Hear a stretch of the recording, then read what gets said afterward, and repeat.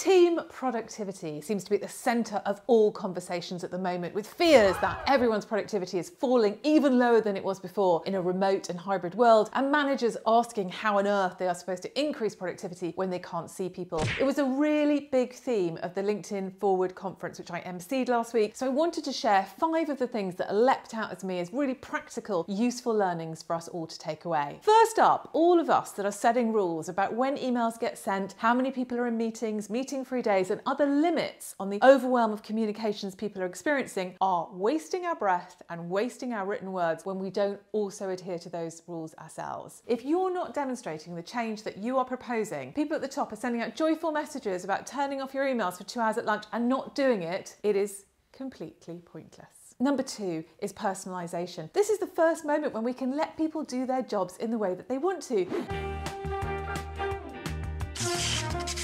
And Vicky Short, CEO of Randstad, told me that her sales team have increased their productivity 20% when they're working at home. They can work when and how they want to. If you've got night owls who are brilliant between 10 and midnight, fine, let them work in a way that works for them. This isn't a time to drive conformity. Number 3, managing energy. There has been far too much in recent years of we'll have that yoga instructor come in on Tune In Tuesdays and do a class, or we'll sign everyone up to some mindfulness app. As a leader, as a manager, you need to be thinking about your team's energy and really helping them with it in terms of their job design, over the day, over the week, in terms of getting the right number of tasks, enough new things to be stretching, but not so much it's overwhelming. Having periods of peak and periods of rest through the year. That is your job, and a blanket approach doesn't work. The next one really interests me, and it's one that LinkedIn is pushing really hard at the moment, and it's about skills first. In a world where it's really hard to find the right talent, we need to break out of the mold and say, right, I need a data analyst, so I need somebody who's got a maths degree at these universities, who's been a data analyst before, who's been trained up in the right way, and in fact look for the skills that we actually want in that job. What they find is there are huge numbers of transferable skills between jobs, and if you can tap into what people are genuinely really good at and really interested in, they are much more likely to be productive. And it means it can also make it easier to move people internally, which increases retention and is great for productivity. 5th one is that overwhelm. Again, we talk about it a lot, but the more decisions that we are demanding people make every day about when they come in, where they sit, who they sit with, where they park, how they tune into the Wi-Fi, whether they can book a phone booth, we're depleting their ability to make the decisions that matter about their job. So you, as a manager or leader, need to be thinking about how you can protect your team from all those furious decisions and help them focus on what matters. On that theme, I just wanted to flag something really amazing that happened last week, but it is controversial, which is the government announced that it is going to support childcare costs from the age of 9 months. Now, I know, don't shout at me, that it is not well funded and is not properly planned as yet. But 5 years ago, when I wrote The Mother of All Jobs, this was not on any party's political agenda. It's brilliant news. It isn't the end. There's a lot of work to be done, but I want to congratulate Jolie Briley and the team at Pregnant and Screwed, who has done the most incredible, amazing, mind-blowingly hard job of getting it on those political agendas. We will get there,